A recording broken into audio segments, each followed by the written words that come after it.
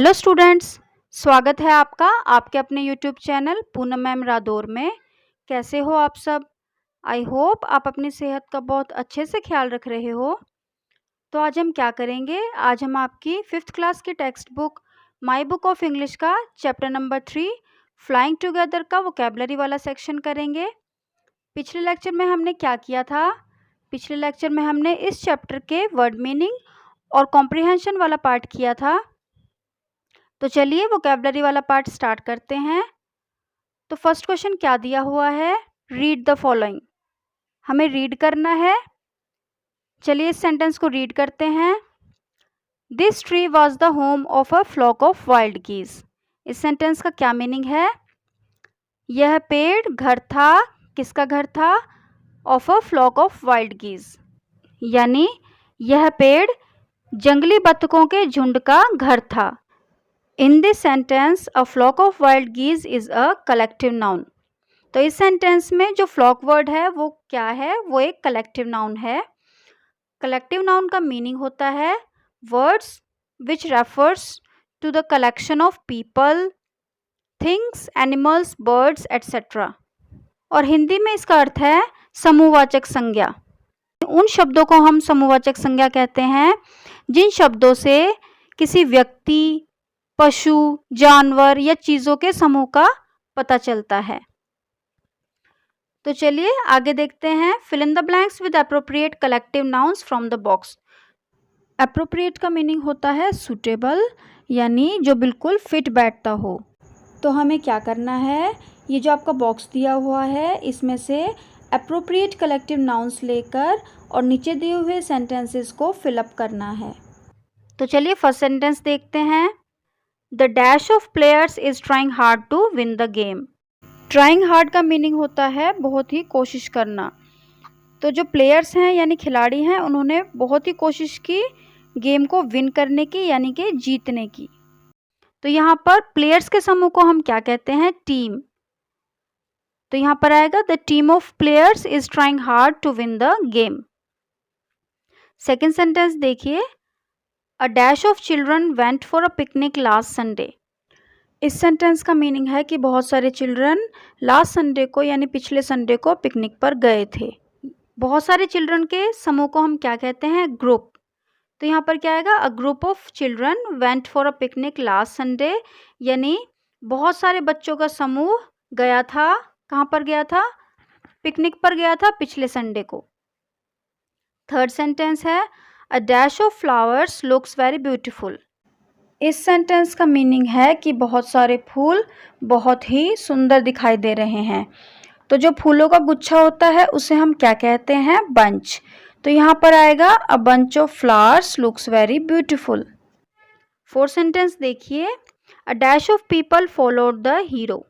बहुत सारे लोगों का समूह है, वो किसका पीछा कर रहे हैं? हीरो का। वो हीरो के पीछे पीछे जा रहे हैं। तो जब बहुत सारे लोग हो जाते हैं तो हम उसे हिंदी में क्या कहते हैं? भीड़। और इंग्लिश में क्या कहते हैं? क्राउड। तो यहाँ पर आएगा a crowd of people followed the hero. Fifth sentence है and dash of soldiers marched on the Rajpath on the Republic Day. तो परेड में देखा होगा ना अपने सैनिकों को, जब वो लेफ्ट राइट करते हुए चलते हैं तो उसे हम मार्च पास्ट कहते हैं। यानी बहुत सारे सैनिक हैं, वो मार्च कर रहे हैं राजपथ पर। कब? गणतंत्र दिवस पर। तो जब बहुत सारे सैनिक होते हैं उनके समूह को हम क्या कहते हैं? आर्मी। तो यहाँ पर आएगा an army of soldiers marched on the Rajpath on the Republic Day. Sixth sentence है a dash of buffaloes was seen in the pond. Buffalo तो पता है ना आपको, भैंस होती है, यानी बहुत सारी बफेलोज हैं, वो दिख रही थी कहाँ पर?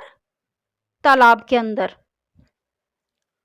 पोंड होता है ना तालाब, तो वो उसके अंदर दिखाई दे रही थी। तो जब बहुत सारी बफेलोज का झुंड होता है उसे हम क्या कहते हैं? Heard.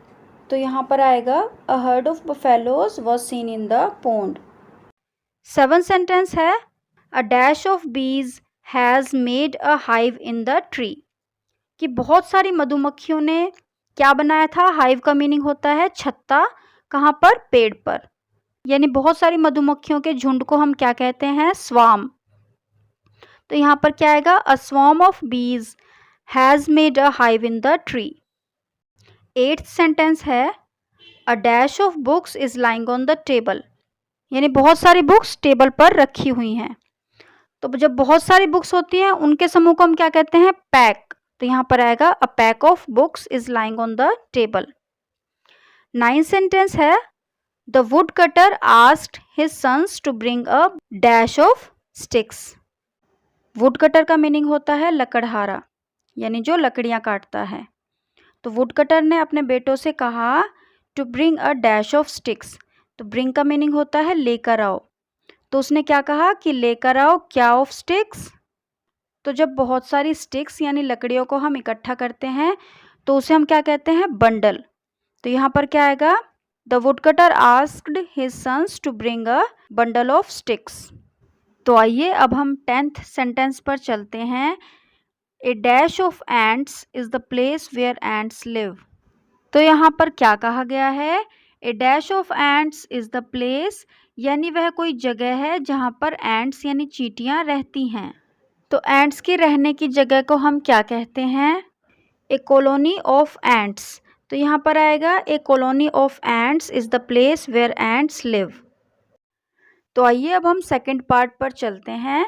Right new words from the following words by removing the first letter in each case, one has been done for you. तो ये क्या कह रहे हैं कि हमें न्यू वर्ड्स लिखने हैं।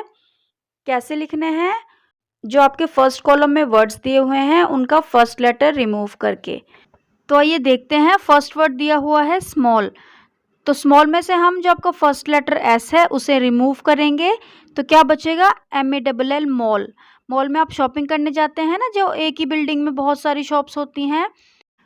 तो मॉल वर्ड को हम सेकंड कॉलम में लिखेंगे। और फिर हम क्या करेंगे, मॉल में से फर्स्ट लेटर को रिमूव करेंगे तो क्या बचेगा, ALL ऑल। ऑल का मीनिंग होता है सभी। तो थर्ड कॉलम में हम ऑल लिखेंगे। उसके बाद हम सेकंड वर्ड पर चलते हैं। क्या दिया हुआ है, प्राइस। तो हम क्या करेंगे, प्राइस में से P को रिमूव करेंगे तो क्या बचेगा, RICE राइस। तो सेकंड कॉलम में हम लिखेंगे राइस यानी चावल। फिर हम क्या करेंगे, जो आपका राइस वर्ड है उसमें से हम R जो फर्स्ट लेटर है उसे रिमूव करेंगे तो क्या बचेगा, ICE आइस। तो थर्ड कॉलम में हम लिखेंगे आइस यानी बर्फ। उसके बाद थर्ड वर्ड दिया हुआ है स्टेबल। तो स्टेबल में से हम जो आपका फर्स्ट लेटर S है उसे रिमूव करेंगे तो क्या बचेगा, TABLE टेबल। तो हम यहाँ लिखेंगे टेबल यानी मेज, ये तो आपको पता ही है। तो उसके बाद हम क्या करेंगे, जो टेबल में फर्स्ट लेटर T है उसे रिमूव करेंगे तो क्या बचेगा, ABLE एबल। तो एबल का मीनिंग होता है सक्षम यानी योग्य। तो थर्ड कॉलम में हम एबल लिखेंगे। उसके बाद हम फोर्थ वर्ड देखते हैं। दिया हुआ है स्टोन। तो स्टोन में से हम जो आपका फर्स्ट लेटर S है उसे रिमूव करेंगे तो क्या बचेगा, TONE टोन। तो हम सेकंड कॉलम में लिखेंगे टोन। टोन का मीनिंग होता है सुर या फिर लहजा। उसके बाद हम थर्ड कॉलम में क्या लिखेंगे, जो टोन वर्ड है उसका T लेटर रिमूव करके आपका क्या बचेगा, ONE वन। तो हम थर्ड कॉलम में लिखेंगे वन। उसके बाद अगला वर्ड है ब्लिंक। ब्लिंक का मीनिंग होता है आंखों को झपकना। तो ब्लिंक में से जो आपका B फर्स्ट लेटर है उसे रिमूव करेंगे तो क्या बचेगा, LINK लिंक। तो हम सेकंड कॉलम में लिखेंगे लिंक। लिंक का मीनिंग होता है संपर्क या फिर कड़ी। उसके बाद हम क्या करेंगे, जो आपका फर्स्ट लेटर L है उसे रिमूव करेंगे तो क्या बचेगा, INK इंक। तो हम थर्ड कॉलम में लिखेंगे इंक यानी स्याही। उसके बाद अगला वर्ड है चेयर। तो चेयर में से हम C जो आपका फर्स्ट लेटर है उसे रिमूव करेंगे तो क्या बचेगा, HAIR हेयर। तो हम सेकंड कॉलम में लिखेंगे हेयर यानी बाल। तो उसके बाद हेयर में से हम जो आपका फर्स्ट लेटर H है उसे रिमूव करेंगे तो क्या बचेगा, AIR एयर।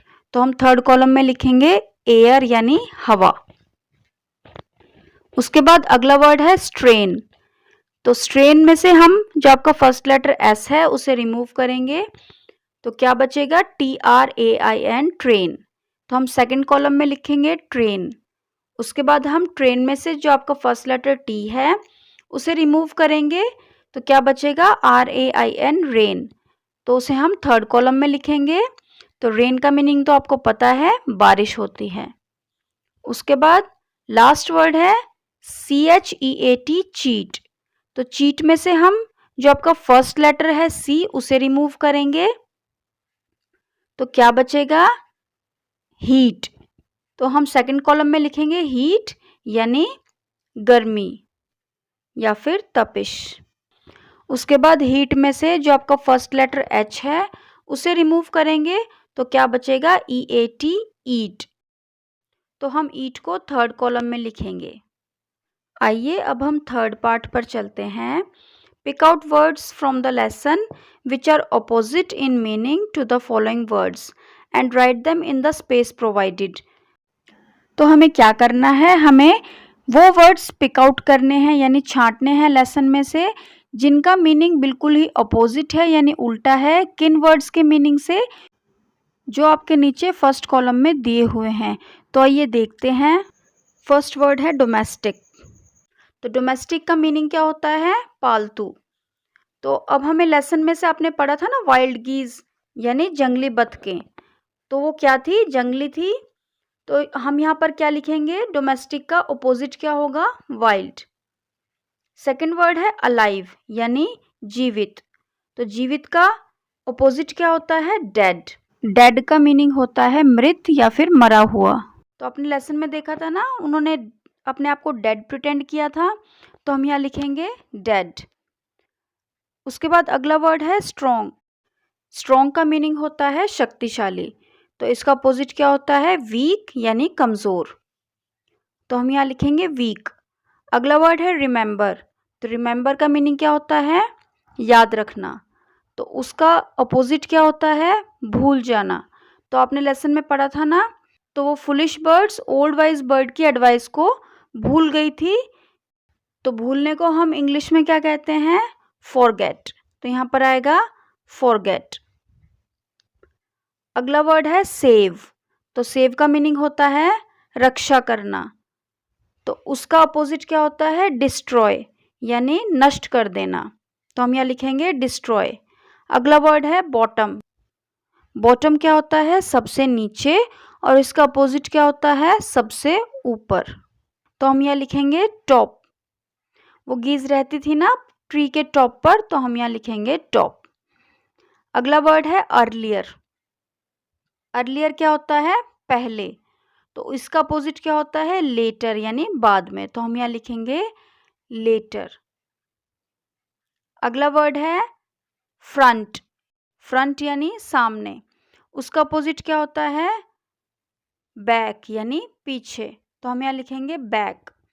अगला वर्ड है थिक यानी मोटा, और इसका अपोजिट तो आपको पता ही है क्या होता है, पतला यानी थिन। तो हम यहाँ लिखेंगे थिन। अगला वर्ड है स्लोली। तो स्लोली का मीनिंग क्या होता है, धीरे धीरे। तो इसका अपोजिट क्या होगा, क्विकली। तो क्विकली का मीनिंग क्या होता है, जल्दी से। तो हम यहाँ लिखेंगे क्विकली। आई होप आपको आज का लेक्चर समझ आ गया होगा। अगर आपको कोई प्रॉब्लम आती है तो आप मुझे कमेंट करके ज़रूर पूछिएगा।